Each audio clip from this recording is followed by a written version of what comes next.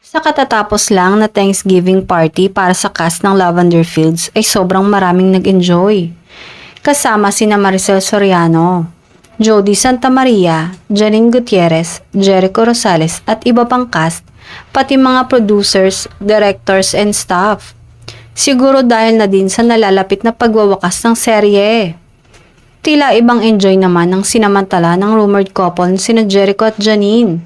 Dahil kahit maraming tao ay hindi nawawala ang lambingan ng dalawa at pagiging sweet kahit wala sa set.